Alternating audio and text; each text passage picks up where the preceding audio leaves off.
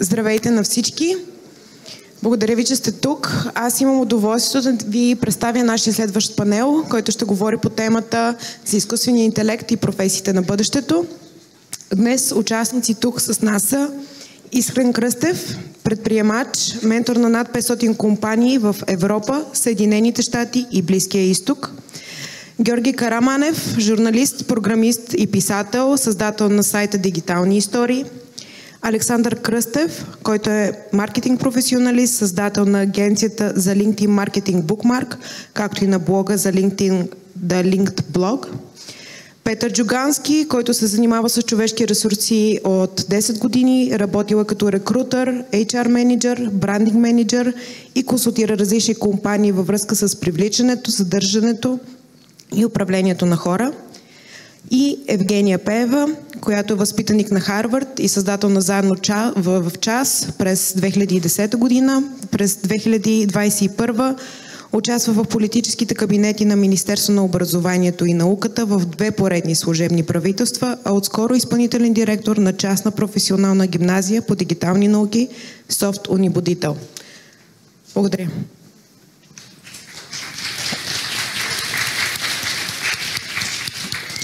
Дали се чувам? Здравейте! Моето име е Георги Караманев и аз искрено се вълнувам от тази тема, както и вие тук виждам колко сте много, защото веднъж на 30 и няколко вече ми се наложи да сменям професията, защото журналистиката падна като една от първите жертви на технологиите и станах програмист. Само че сега, с навлизането на тези технологии, дали няма да ми се наложи пак да правя един преход. Много се страхувам, защото лепенето на плочки не е нещо, което умея. Така че се надявам все пак да ни остави някакво пространство изкуствения интелект.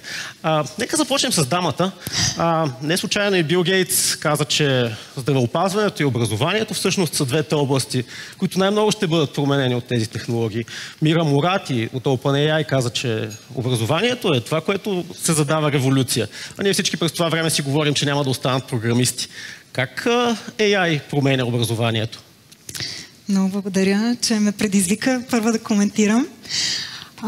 Като човек, който е в образованието в България, а и в глобален мащаб от 2010 година професионално, и преди това винаги съм се вълнувала от темата, защото още от гимназиалните ми години някакси усещах, че образованието е път към промяна на себе си и на обществото.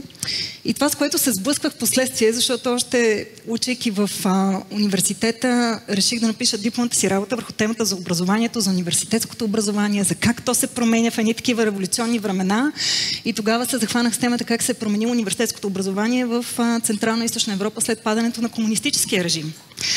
И бях много така вдъхновена, че ето, хората в образованието разбрали се, задава се нов обществен икономически строй. В тях е разковничето да помогнат на новото общество с нови знания, с нови умения, с нови нагласи да са успешни. И тръгнах и интервюирах професори в Чехия, в Полша, в България, в най-напредничевите университети в тези държави. И накрая заключението ми беше: те въобще не са планирали да помагат за каквато и да е промяна. Имало единици, които аз нарекох тогава институционални предприемачи в тези университети, които си казали: да, идва нещо ново и да, ние имаме отговорност да подготвим бъдещите поколения да се справят с новото. Но голямата част от хората в университетите, които аз се срещнах, казаха: стана ни, пита ги, какво се промени за вас след 89-90 година? Стана ни по-лесно да пътуваме, стана ни по-лесно да обменяме. Ама ние така ли, че академици пътувахме си, обменяхме си информация, нищо чак толкова различно. И аз се поразих. Обаче в последствие, в годините в образованието осъзнах, че за съжаление хората, които са вътре в образованието и обществото ни като цяло много трудно възприемат промените в едни такива системи, като образование и здравеопазване, които са толкова същностни за всеки един от нас. Всеки един от нас е преминал през един определен опит и единственото, което очаква да види, когато детето му е в училище, е нещо сходно. И колкото и да искаме да променяме, както са Заедно в час тръгнахме 2010 година да променяме и да показваме, ето има нов подход за привличане на учители, нов подход за обучение на учители, нов подход за работа с учениците, където учениците могат да бъдат водещи и наистина да изходим от интереса, от таланта, от ситуацията на всеки един ученик, се сблъсквах с толкова много нета около себе си.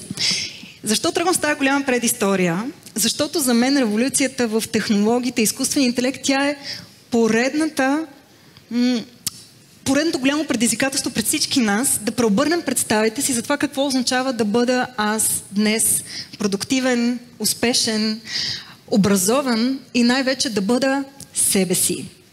И ако разчитаме на едни системи, доста трудно променящи се, да тръгнат сами, да яхнат вълната на тази промяна, няма да се случи. Така че макар и тези светила в световен мащаб да казват, че ще се случат тези революции, за съжаление, според мен, те ще се случат много по-бавно, отколкото на всички нас ни се иска. Но не искам това да бъде песимистичен разговор, защото аз знам и вярвам, че всъщност в днешно време, благодарение на поколението Z, голяма част от публиката днес тук са именно такива прекрасни млади хора, ние няма да чакаме системите да се променят отгоре. Сами, с някакви правила, с някакви регулации, с едни хора, които са свикнали с правила от преди 50 години, да ги променяте първа. Ние ще ги променяме заедно ръка за ръка с младите хора, с тези, които желаят и искат да използват технологиите. И затова промяната ще дойде от опита на всеки един от нас, на учениците, на първо място, защото обикновено те ни провокират да се променяме. И разбира се, ръка за ръка с учителите, които са готови първо да пробват сами за себе си какво значи изкуствен интелект за мен, какво значи изкуствен интелект в класната стая, да си поговори с учениците, да тестват заедно. Пък ролята на такива като мен, които са някъде по средата, в случая, в новата ми роля изпълнителен директор на гимназия, и то гимназия, която наистина стреми да бъде лидер в обучението по технологични и дигитални дисциплини, е да подкрепям учителите в това да бъдат смели. Защото наистина не е лесно. Наистина всички доста ни е страх. Ти самия започва с една такава история на страх и на притеснение. Какво ще се случи сега? И продължава тя да бъде вътре в теб, вътре в нас. Но ето тук идва ролята на хора като нас, които пък може би не ни е страх, защото имаме увереност и знаем кои са тези умения, които са най-ключови, за да бъдем успешни ръка за ръка с изкуствения интелект, а не въпреки или догонвайки го. И предполагам, че след малко ще говорим и за тях. В крайна сметка имаме едно ново оръжие, което ако се научим да използваме, може да ни помогне да учим дори въпреки образователната система, а разбира се в идеалния случай благодарение на нея. Се, да. Тук сме се събрали уж 5 човека, само че с доста повече професии. Има 2 водещи на подкаст, футболен съдия, създател на училище, няма да ви казвам кой какъв е, но доста пъстра палитра. И само да ви кажа, че AI вече е сред нас. Имаме Алекс Кръстев и Искрен Кръстев. AI Кръстев. Започнахме с Искрен разговор, понеже аз изразих моето притеснение, че изкуственият интелект ще ми вземе хляба като програмист. Тази уж толкова търсена професия, всички напоследък към нея се насочват. Ти ме успокои, че няма, защото не яде хляб. Трябва ли да съм спокоен? Не трябва да си спокоен. Обаче искам да върна малко на страха, на твоето притеснение. През годините хората, с които аз общувам, са хора, които въпреки страховете си, въпреки притесненията си, преследват мечтите си. Това са хората, които създават стойност около нас и после се научават да я улавят тая стойност. Ние ги наричаме предприемачи. Интересните промени, които се случват през последните 300 години дори в образователната система, често са движени от такъв тип хора. Въпреки страховете. Няма нищо нередно в това да се притеснява човек, особено ако си подреди плана така, че един риск да не стане реалност. В твоето притеснение, дали ще ти изяде хляба AI, има нелогичност. AI не яде хляб. Обаче, ако се фокусираме на това дали в перспектива имаш бъдеще като програмист, трябва да почнем да си мислим какво всъщност е това нещо, AI, и от какво зависи. То зависи от нас, хората. То зависи от инфраструктурата, на която се движи. Така както ние имаме мозъчета в главите, нашите мозъчета имат определен капацитет, защото те са в една рамка, която не може да е по-голяма. Окей, Мъск, сега ще каже Алекс, ще ни вържи там с Neuralink и ще имаме по-големи мозъчета. Да видим. Но тая инфраструктура, върху която се движи изкуственият интелект, Тя е лимитирана и като скорост, и като обем. Има много лимитации. За да можем да я прилагаме, тези множество модели, които калкулират тежки, трудни задачи, ние трябва да подобрим инфраструктурата. Какво означава това за вас, програмистите и журналистите?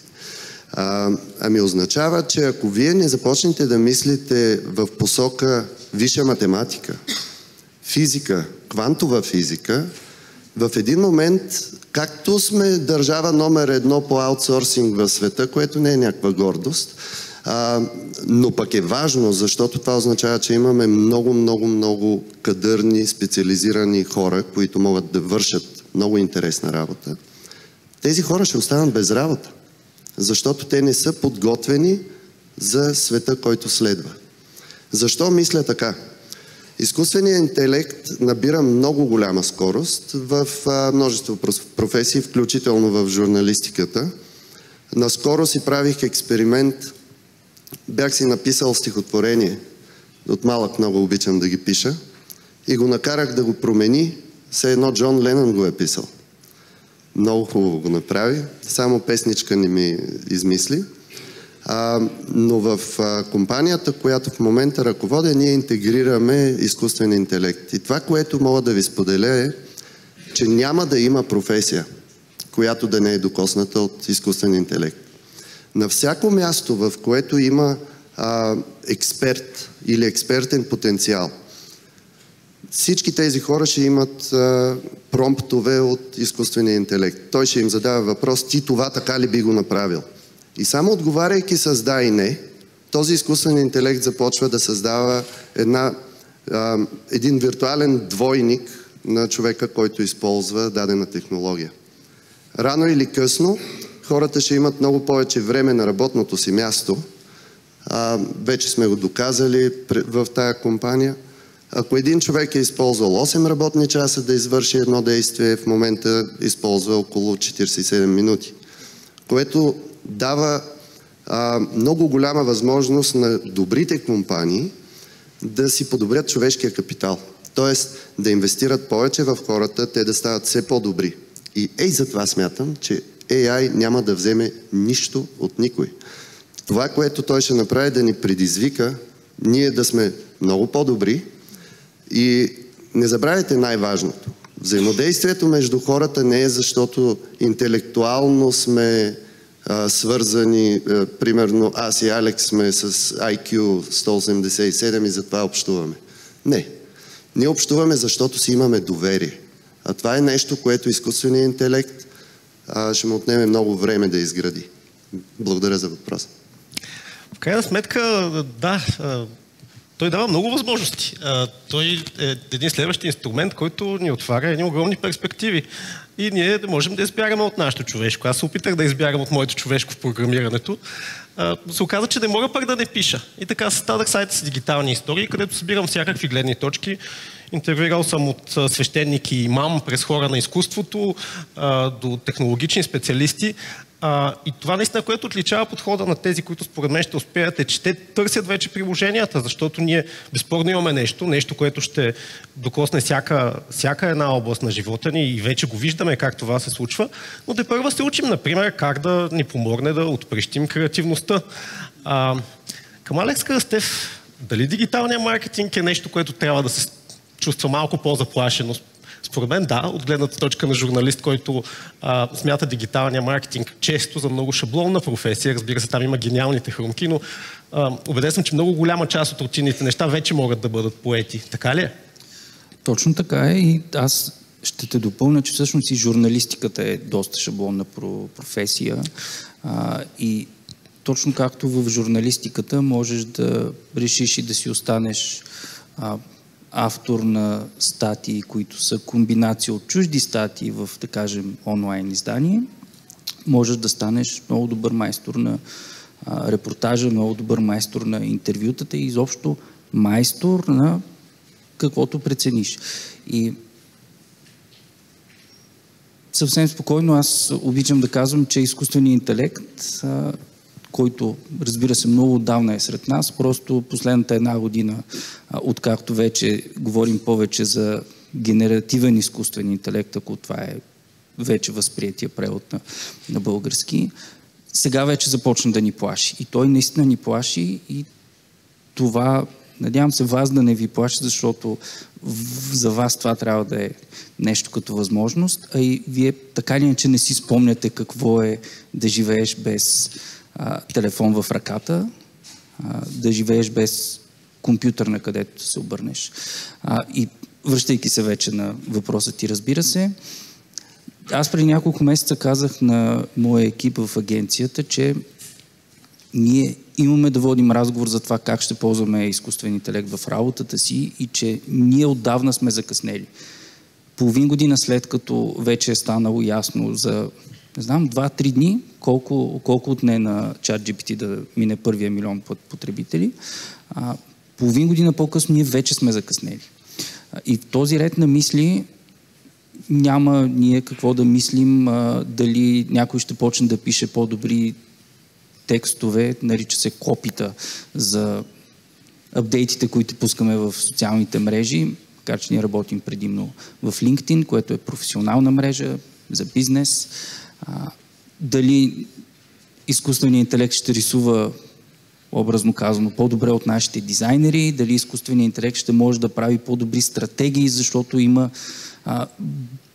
буквално неописуемо голямо количество от стратегии, които са там някъде. Човешкото познание най-вероятно ги е индексирало, може да ги анализира и да даде отговор на всички наши запитвания в конкретна посока, докато ние сме доволни накрая. Въпросът пред мен и моя екипа и всички наши колеги в областта на дигиталния маркетинг, който между другото в момента се смята според мен за една от най-лесните професии, защото всички смятат, че след 2 месеца по половин час на вечер средно курс може да станеш чудесен експерт. Не. Ние ще можем ли да ползваме изкуствения интелект, за да ставаме по-добри? Наистина, както Искрен спомена, да работим много по-бързо или ще стоим надменно, гледайки отгоре хората, които ползват този инструмент, защото ние това можем сами да го измислим. Ние това можем сами да го нарисуваме. Ние можем сами да измислим как едно нещо да сработи от началото до края. Как да говори на нашите потенциални клиенти и все такива предизвикателства, които имаме всеки ден в дигиталния и цялостно маркетинга и цялостно в комуникацията. Въпросът е колко по-добри можем да бъдем с това. Няма да го наричам оръжие, но би го нарекал инструмент. И да, изкуственият интелект може да спечели, естественият интелект може да спечели от изкуствения, ако не загуби своето любопитство. И това, което ни отличава, аз мисля, че журналистиката наистина може да бъде вкарана в шаблони, ако я разглеждаме в измеренията и на днешната журналистика, която смятаме за професионална журналистика. Само че ние неизбежно се нуждаем, според мен, като цивилизация от една нова журналистика, която да върне достоверността, която пак е толкова дефицитна с навлизането на този тип технологии. И не е чудно, че сега има хора като Мистер Бист, като подкастери, които са изключително слушани, не случайно много по-гледани и слушани от най-големите, дори американски медии. Тоест имаме нужда от една излязла от шаблона журналистика, която не може да бъде вкарана в тези алгоритми. Но нека да кажем, че все пак Мистер Бист не е журналист. И ако ти си блогър-журналист, това е... Аз дори не съм сигурен дали всички в залата знаят какво са блоговете, защото блоговете бяха голямото нещо преди 15 години. Ама преди 14, например, дойдоха социалните мрежи. И не всеки блогър. Това е един разговор, който с журналиста Иван Бедров сме говорили тогава и той каза ми, да си блогър е като да си таксиметров шофьор. Всеки може да бъде. Важно е колко добър може да си. И да не се взимаш за последна инстанция. И проблемът е, че в крайна сметка фида разми тази границата, защото там сме абсолютно равнопоставени. Затова го давам като сравнение, защото все още ни трябват историите, чрез които да осмисляме какво се случва. И все още човека го прави това разказване на истории по вълнуващ начин по-добре, къде точно минава границата на журналистиката, е много голяма тема. Извинявай, дали може да попитаме публиката за как те ползват AI в момента? Разбира се, само ми се щеше да включим първо просто да има и този контекст Петър в разговора, и абсолютно. след което, разбира се, много ще се радвам да чуем повече гледни точки, но тук имаме специалист по човешки ресурси. Мен винаги ми е звучало малко зловещо като някакъв ресурс, в който бъркаш и вадиш човешки ресурси, затова пак ти си водещи на подкаста не човешки ресурси. Вече има една година тези технологии, ChatGPT, целият му шум, промени ли по някакъв начин пазара на труда? Естествено, че го е променил. Ще го промените първо в бъдеще. Почвам към това, което Алекс каза. Аз съм работил много неща. Обаче започна там, че не обичах много да хода на училище. Колко от вас ходят на даскало с желание? Дигнете ръка, ако не... Нама не за пред учителките. Добре, 4 човека. Добре, 6. Чудесно. Това не е нещо ново. На мен на училището също не ми беше особено интересно. Даже ми беше ужасно скучно. Първите години в университета ми бяха ужасно скучни. Даже и прекъснах една година. След това обаче така пътувах насам-натам по широкия свят, видях как живеят хората. Върнах се, даже вече печелих стипендии, ходих по Еразъм, там трябва да имаш малко по-силни оценки, така нататък. Говорихме и за страха в началото. Аз съм работил какво ли не. Продавал съм царевица. Бил съм ски учител.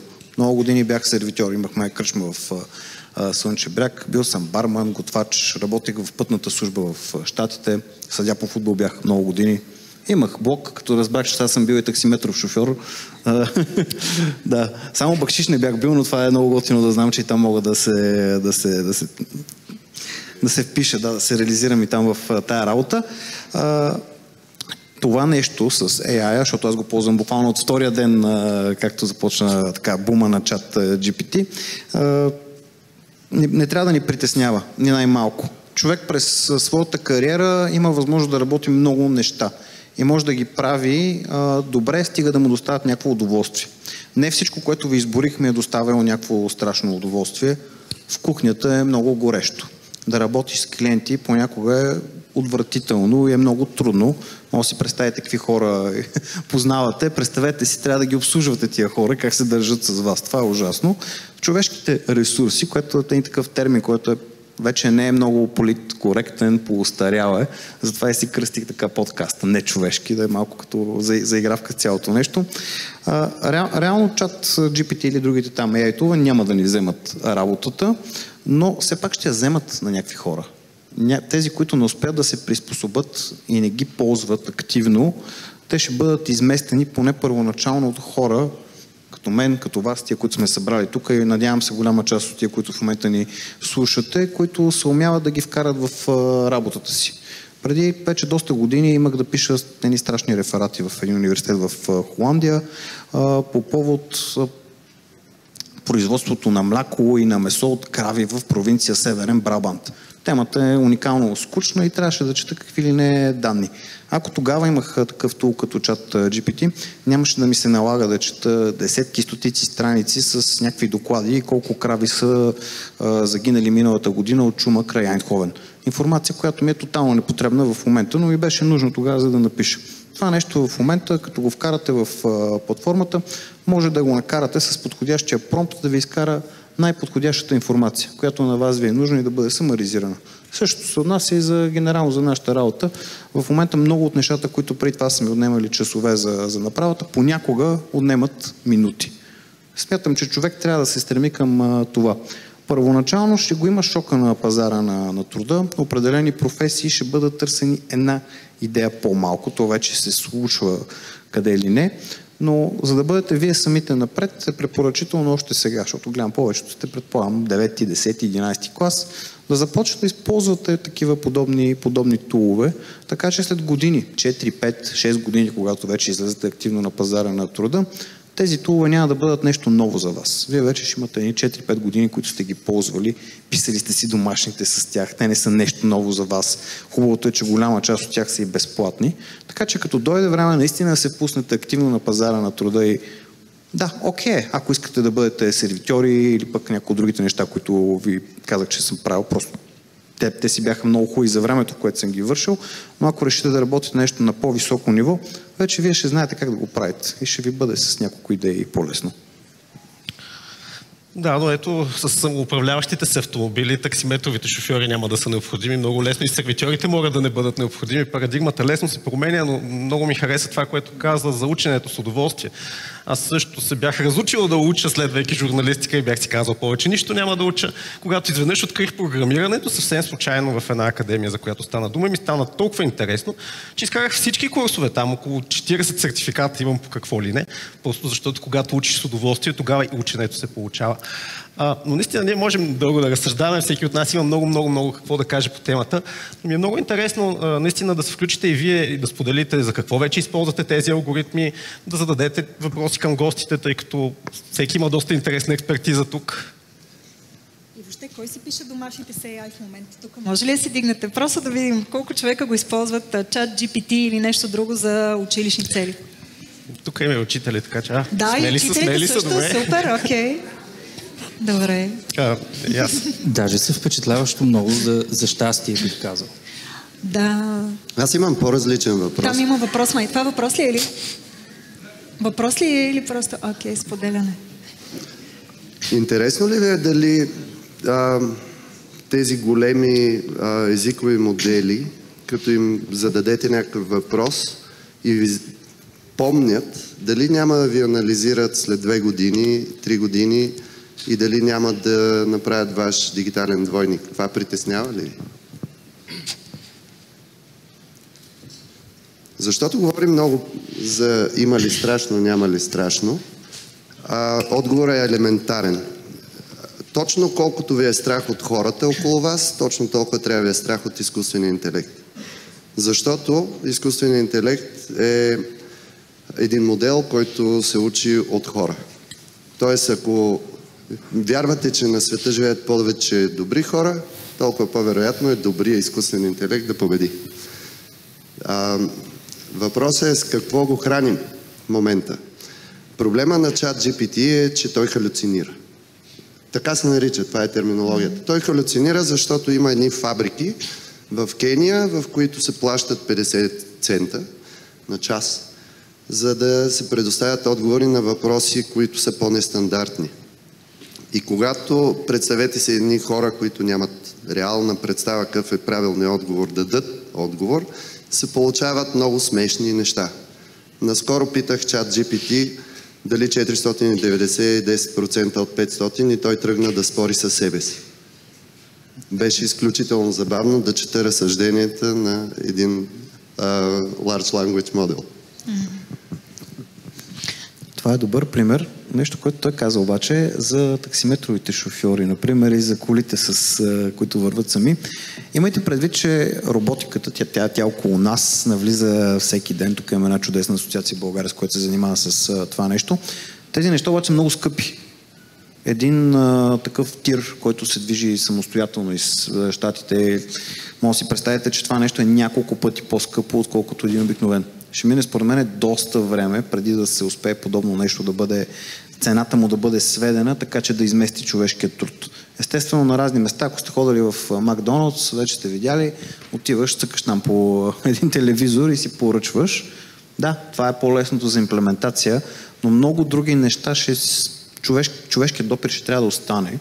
А пък ако изведнъж, да речеме, се направи някакъв уникален пробив, който просто е невъзможно да се случи и тази технология стане безплатна, няма лицензии за нея и така нататък, това нещо донесе пак един шок, който ще се случи, но след това хората пак ще намерят какво да правят генерално. На мен ще ми липсва ежедневната житейска мъдрост на таксиметровите шофьори, които много добре анализират ситуацията в страната, големите проблеми и всичко останало.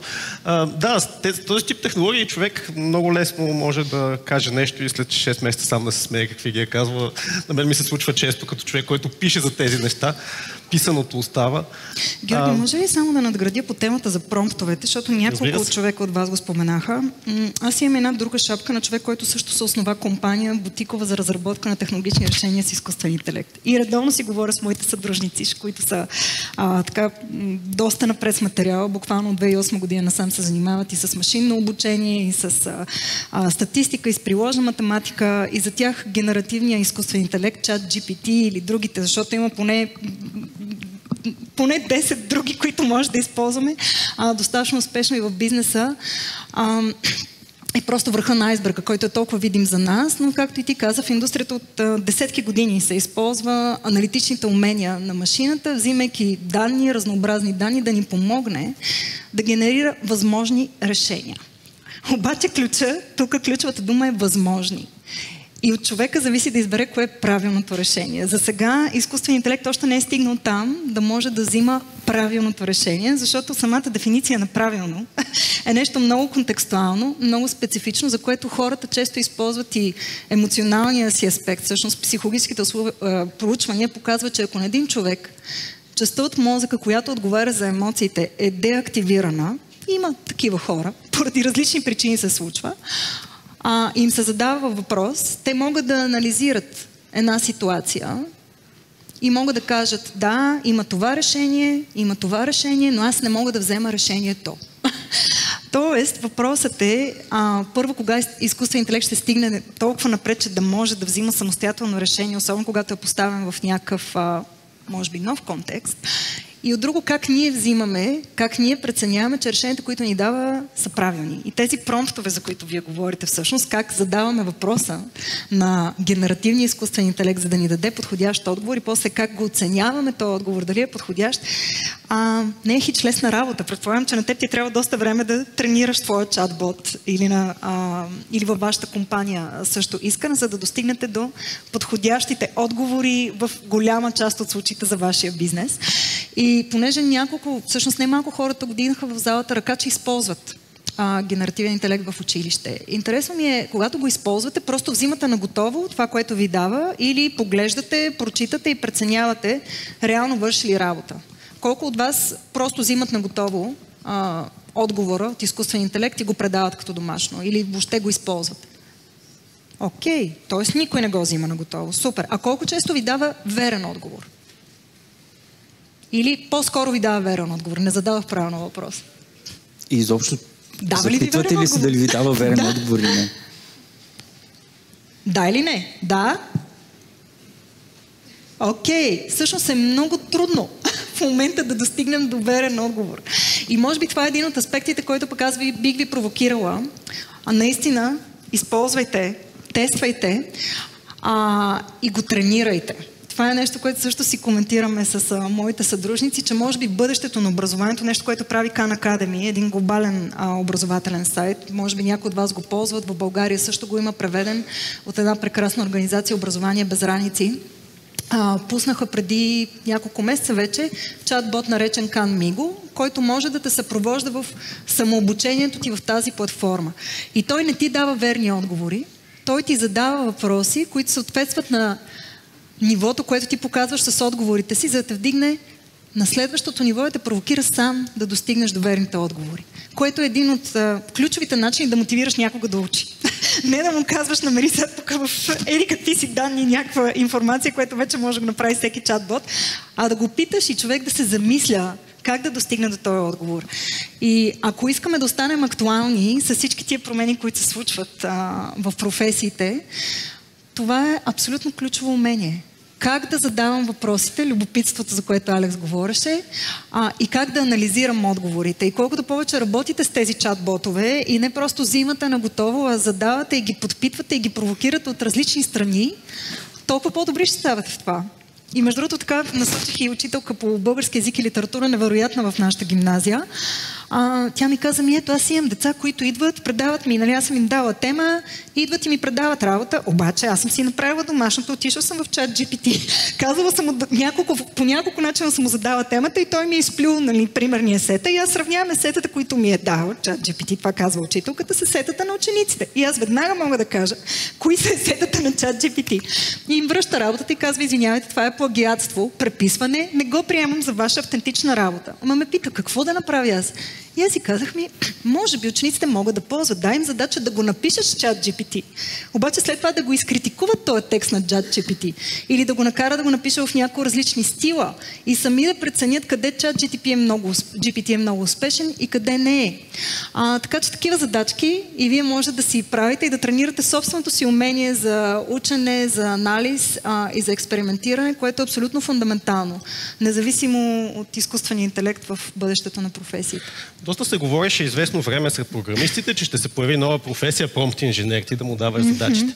Обаче след това спря да се говори по тази тема, когато видяхме развитието на алгоритмите, например за създаване на изображения.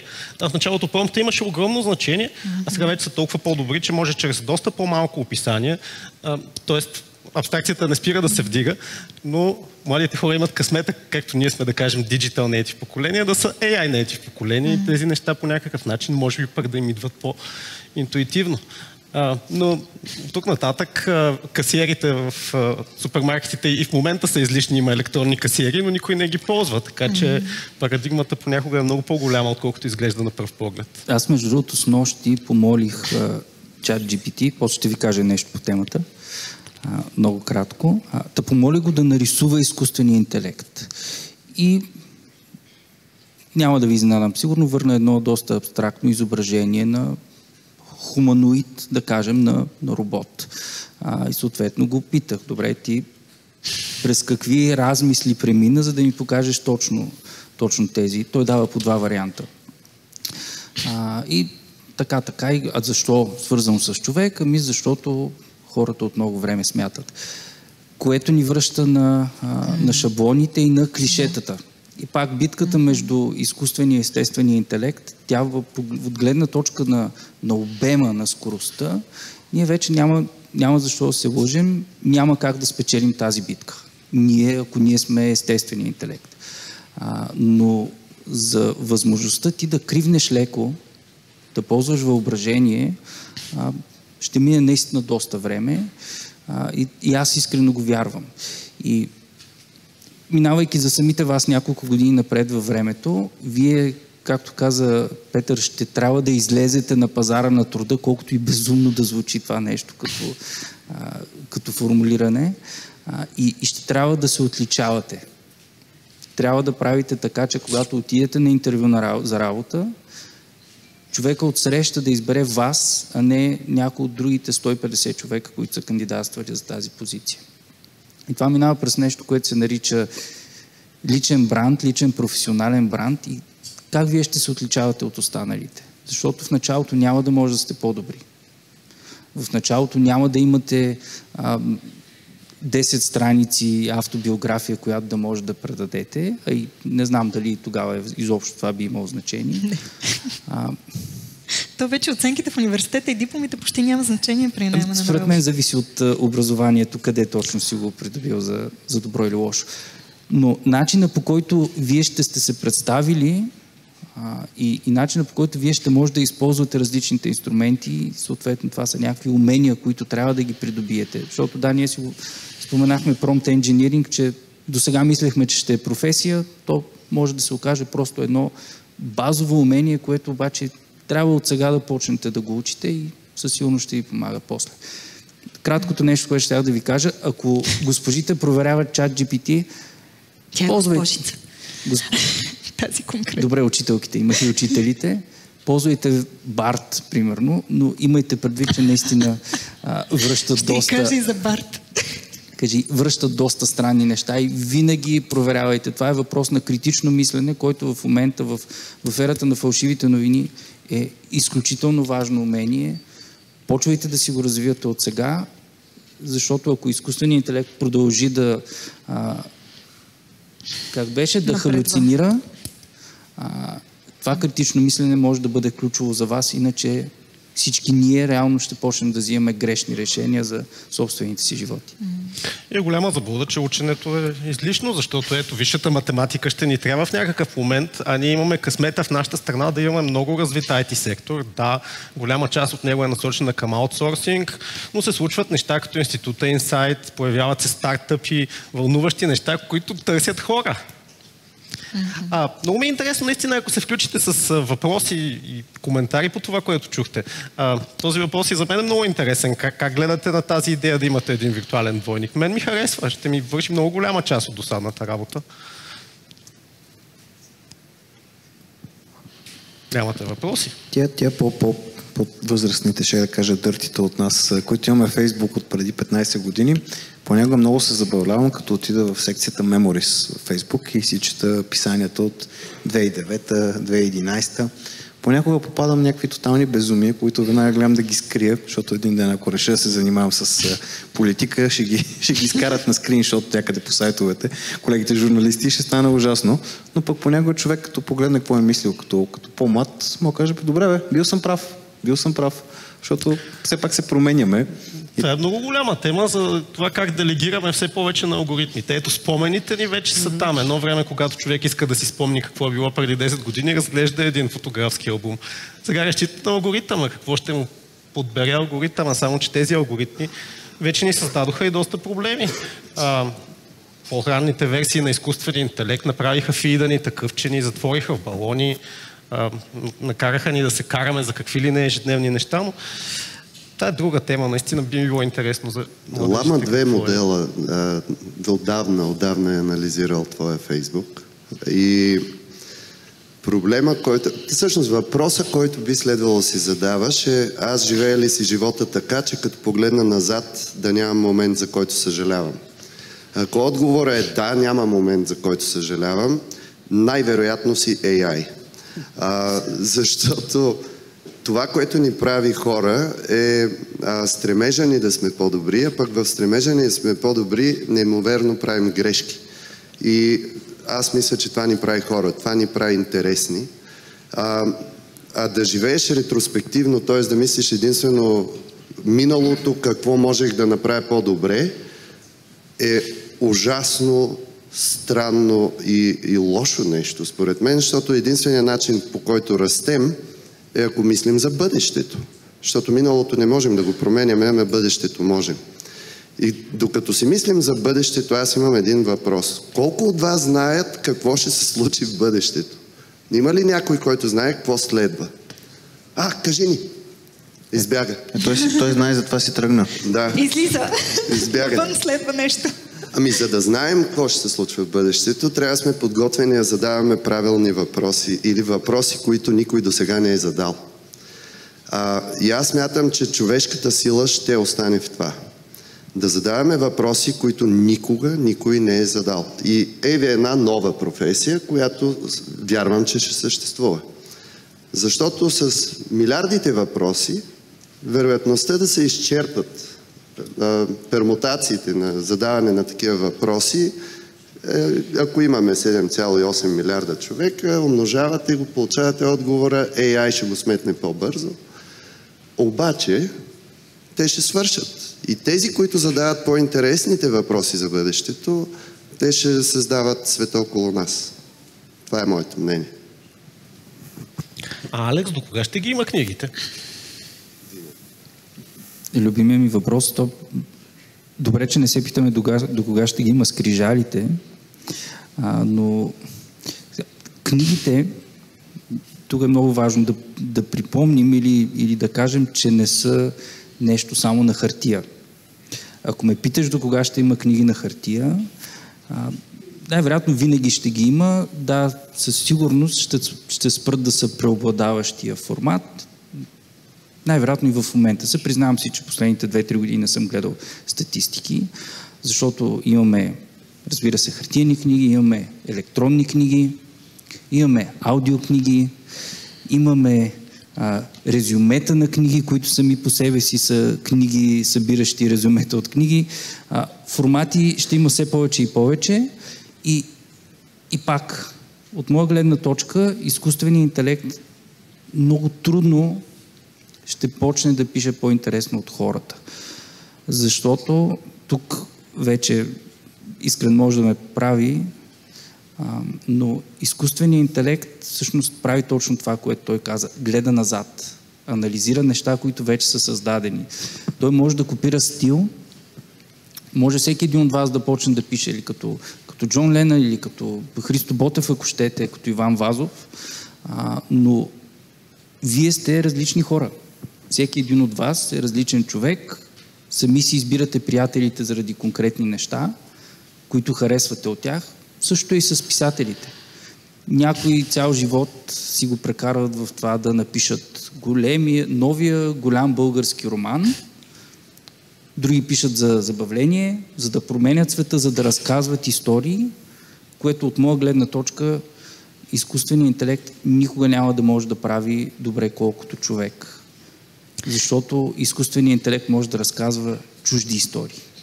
Опита, който всеки един от вас има и трупа по време на всеки разговор, на всяка една такава сигурно странна за вас дискусия, на която присъства, изкуственият интелект много трудно може да го трупа този опит. Аз бих надградила с нещо много уникално човешко. В последните години ми се наложи, и съм много благодарна за това, да навляза в темата как реално човешкия мозък учи.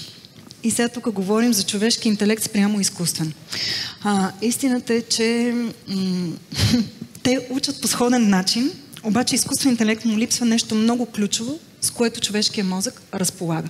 Ако си представите човешкия мозък, всички учите биология, учили сме, поне това сме го запомнили, неврони, свързват се, аксони, предават се едни сигнали, благодарение на най-различни невротрансмитери, всичко е една физика и химия, но в крайна сметка се случват чудеса в нашия мозък. Във всеки момент той е готов да реагира на ситуация, независимо дали тя е страшна или дава възможност за учене и за развитие.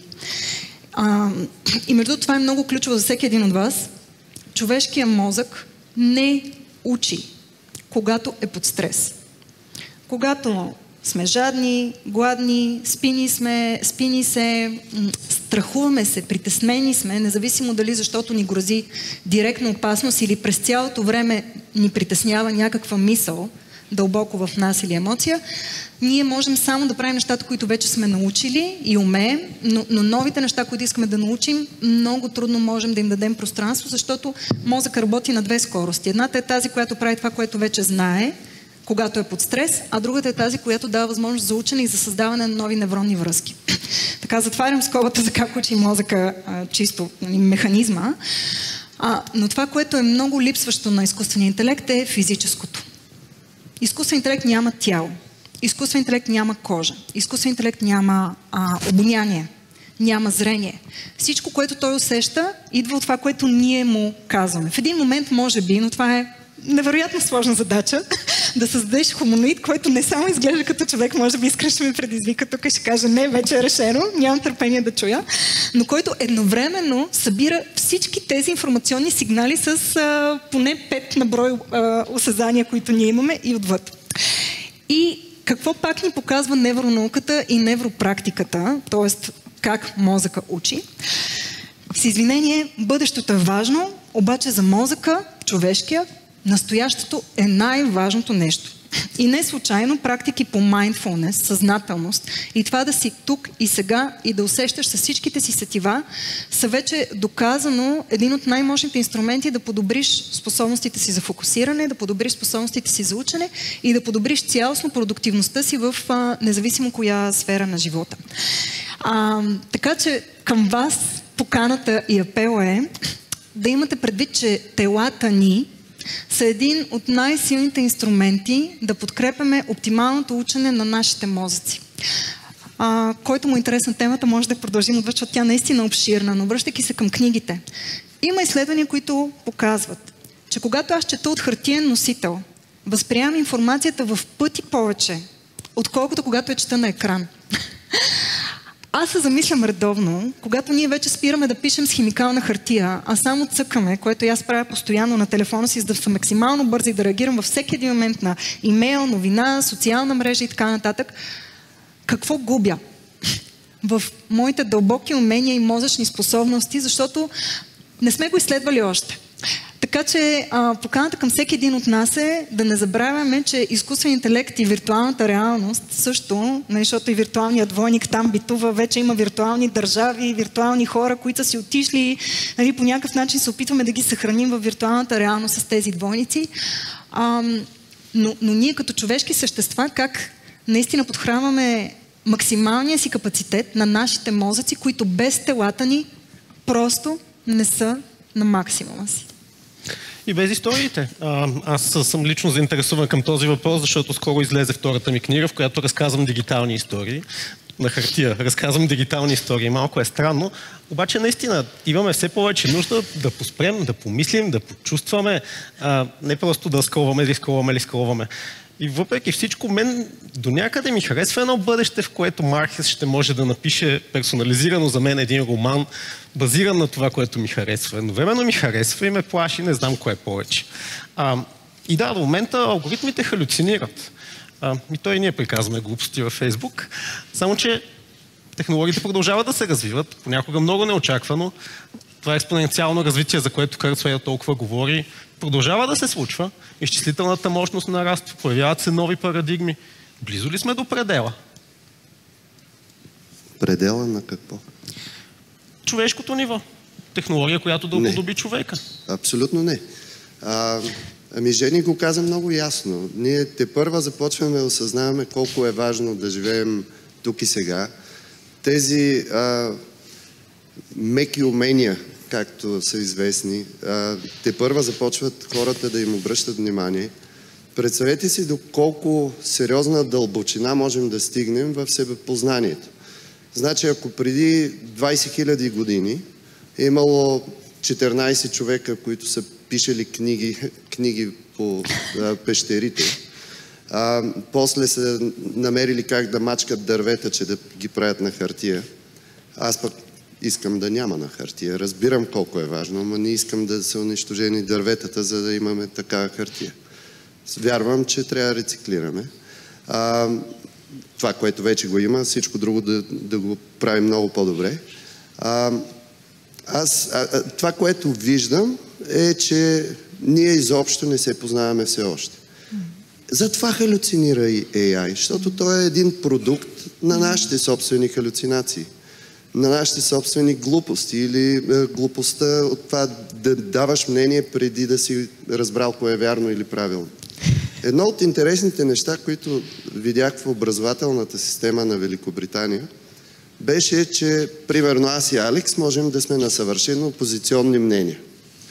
Обаче, никога аз няма да тръгна да обиждам Алекс за това как той разсъждава, защото в тяхната система, когато кажеш нещо, казваш източниците на моята информация са. И всъщност единственото, което можем там да съдим е дали той е прочел всичко, което аз съм прочел, за да стигнем до общо мнение.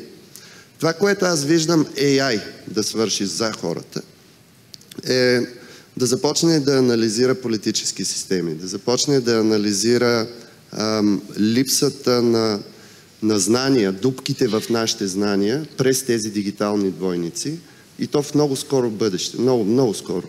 В рамките на 36 месеца го виждам как почва да ни анализира и да ни подсказва по начина, по който Khan Academy го прави, как можем да сме по-добре адаптирани за света около нас. Как една глупост е лъжа, как тази лъжа може да доведе до много по-сериозни проблеми, дори физически, дори здравословни.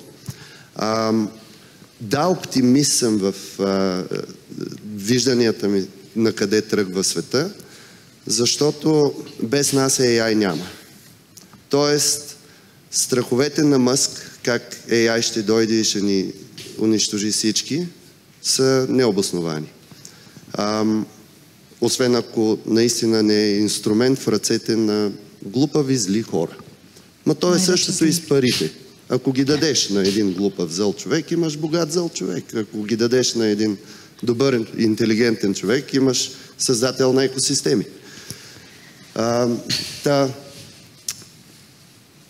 Това, което следва, е много сериозно развитие в нашето добро здраве.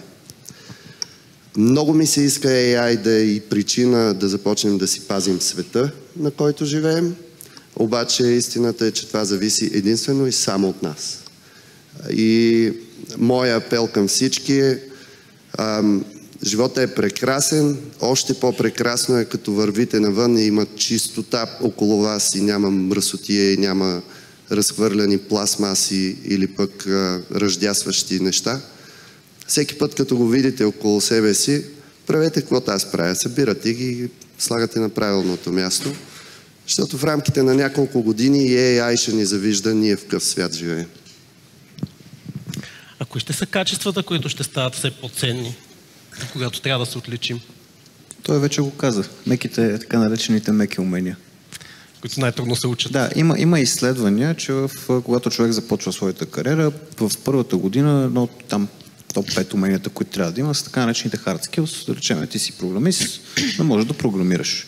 Във времето обаче това нещо след 5-6 години отива примерно на 20-то място. Много често, когато аз съм участвал, не съм буквално близо 1000 човека за тия 10 години в различни фирми, на различни позиции. Това, което гледаме в хората е дали са приятни за работа, дали са easy to work with, дали лесно могат да се работи с тях, дали могат да комуникират. Особено в България по-рано споменахме, че ние сме аутсорсинг дестинация, за добро или за лошо. Доста често това нещо включва активна комуникация с клиент, който е някъде на другия край на света, от една различна времева зона, различна култура. Когато ние разбираме различните от нас хора, когато имаме една такава толерантност, но тя не е просто фалшива, тогава може да се оправим лесно в новия свят и ще ни бъде много по-лесно с всичко, което се случва в света на изкуствения интелект. Първо трябва да въздигнем естествения и ще се оправим и с изкуствения. Много ми се иска да ти отговоря и аз. Може ли? Ако погледнеш сега назад и виждаш, че работните места на миналото са били работните места на мускулите, а работните места на настоящето са тези за хората с повече ум, а пък най-логично е на бъдещето да бъдат работни места на сърцето. Точно каквото и той каза. Защото това, което ни прави хора, ще бъде най-търсено. Ти каза, че се учат трудно, Георги. Не считам, че се учат трудно. Считам, че никога не сме си поставили за цел да ги развиваме, особено в образованието.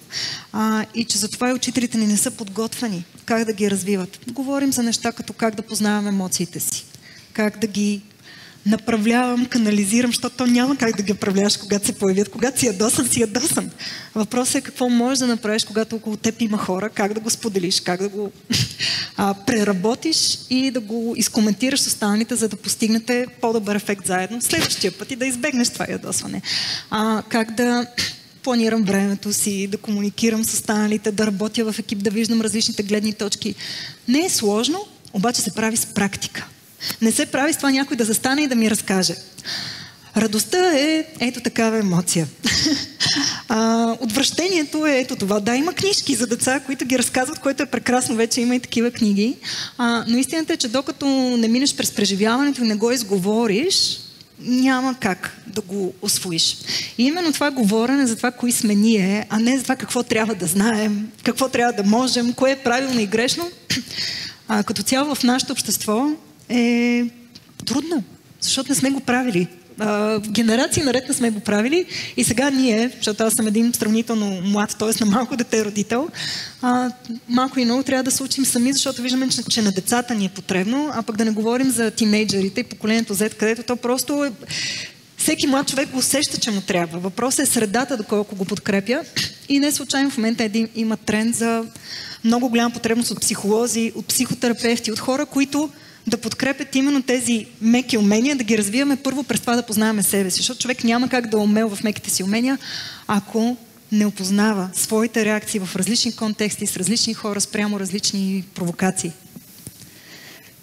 Понеже спомена темата с децата, моя син скоро ще стане на 6 и опитваме да му ограничим малко по малко времето, което прекарва пред екран. Не защото сме някакви фанатици, а защото чисто физически след това не му влияе добре. Човека си става не просто див, а на моменти откачен.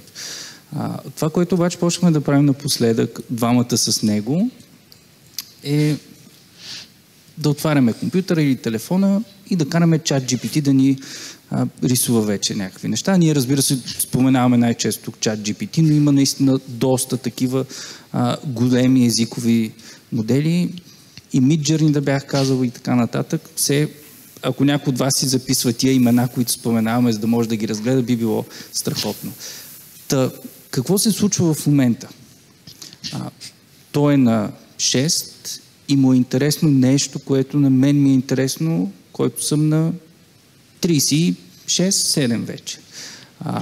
На вас, на по 16, най-вероятно ви е интересно същото нещо, поради една проста причина. Все още е ново, все още е непознато и ние даже 3 различни поколения, защото се сменя доста по-бързо в момента, се учим в момента на едно и също умение, как да ползваме един и същи инструмент, което ни връща там някъде преди 20 000 години, в който на каквато и възраст да си, когато идва новото, ако на теб не ти е любопитно, ако ти не пускаш фантазията си понякога, за да можеш да опитваш, да експериментираш, все хубави умения, които пробвал съм на изкуствените интелекти, ако изобщо можем така да наречем в множествено число, все още му е трудно, защото когато му напишеш изфантазирай си нещо и то почва отдолу да ти дава някакво логично, аргументирано мнение, защо може или защо не може да направи това нещо. Така че опитвайте винаги да счупите. Аз така го наричам. Опитваш различни неща, странни неща, какво би случило, ако направиш едно, второ, трето, защото, да, сигурно изкуственият интелект прави това в тия милисекунди, които има, за да обработи информацията, преди да ни даде на нас един или два варианта. Много ми хареса как го очовечихме разговора, да си говорим повече. Аз съм го виждал същото, като заместник главен редактор на списание и като шеф на екип програмисти, още толкова различни светове. В крайна сметка процесът е един и същ. Трябва да си говорим, да се опознаваме, да се развиваме. И ще продължим да си говорим неформално, защото времето изтече. Аз лично съм спокоен за моя син, каза, че ще става дърводелец и че не му трябва висше образование. Още е на 6. Но страхотно. Плана ми харесва, може и да работи само 3 дни в седмицата, както пък каза Бил Гейтс. Пожелавам ви и на вас да работите по 3 дни, ама останалото време да го запълвате с яки и смислени неща, а не с скролване. Благодаря ви много.